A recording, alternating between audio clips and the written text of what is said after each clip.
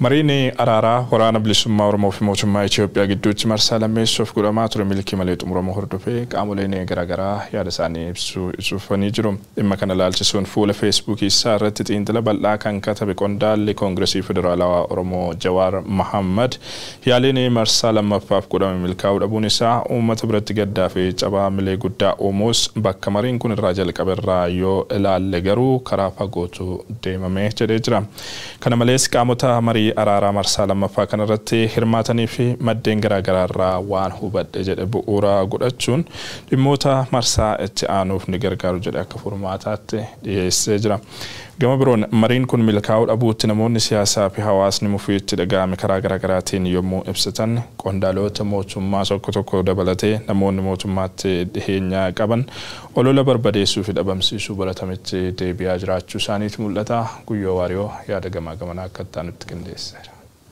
Of Oromo people as the country's largest ethnic group claims Marine Arara Tamarslameso Foram Belisumoromo Wob of Motum Ethiopia Judu Gunama Turtmil Kimalet Muramor Dofefu Limidiala Wasa Yadut Gargara Mesuratargam Wago Tanshanif Kawe Waladani Marslameso Fule Walar Gunguyo Tankudan Shanif Egi Wal Koraba Bod Waligalu that Dam Khajada Wob of Motuman Ethiopia Sabot Gargara Yefat Arayu Mari Fadontano Gantoti Gugurdo Bank in Chapsurufe Yad Waram Belisumoromo Gafile Debiar Gachundan Den Tabarir Darb Kabatani Yatani Fudata min Kabatun Debigare Bilseganat Warroti Kulamanu Garuan Guyo Tankanchufra Wal Marachatu Kantokole Umatimundande Ashalau Mari Marslameso Tananak Jabawam Fathafakat Fulli Midiala Wasa Yadu Tabdif Shakik of Aduntane Yadu Tijar Sapti Gumsala Gitreya Guyan Sade Sonkuno Hadiroti Waranta de Saturan Raps of Ololisani Sunt Debiani Jero Warribe Kumsan Falmemo Yad Formatati Falumat and Damachis and Dajan de Suhanke Sayadot Muras Flachun Treya na Kondal Kafao Jawar Muhammad.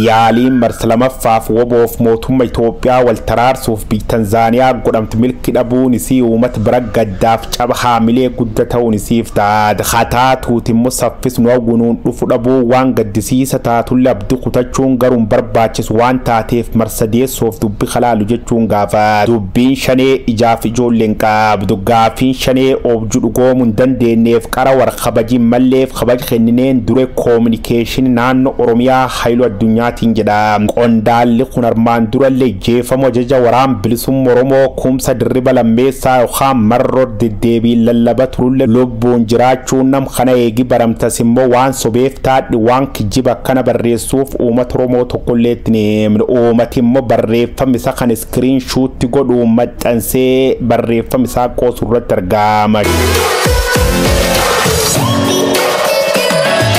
Artist Chala Bultume Mofaida Tesan Chala Lubulmani Yesata Sanjidu Mujurto Sola Altani Dansajachum Barres O Matis and Tufatan Kumburwan in Dalagudan Damo in Dagatina Jachunda Mari Mercedes so Tatamana Kwaram Bilsum Romotif Motum Majidu Jalk Abu Abdhaga Fatna Bati Doctor Workine Gabayo Igad Waligalten Imal Era Yali Dumbod Uftuan Tatif Abdin Kutatina Jachu Yamichies Arabsom Fayisa Barre Famit Eran Jawar Muhammad Ololi Gamaf Gamasi Garek Amule Talaman de Gartum Bulbulcha de Muratargam Yadot Format Khajawar Muhammad Marsitano Fnugargaru dan Dajede Khaim Mumefan Kokofa wa Wali Khenani Fudachu Kabane Rakopao Lameso wal Shaki Dusani Jirtich Absu Sadeso Olol Gam Mediative Dirrelula Mesu dan Tabu Charrakana Fayedamne Gabisena Rasab Khambararu Kamnijechunga. Ethiopian Prime Minister Abiy Ahmed says his government will begin negotiations with the rebel group, the Oromo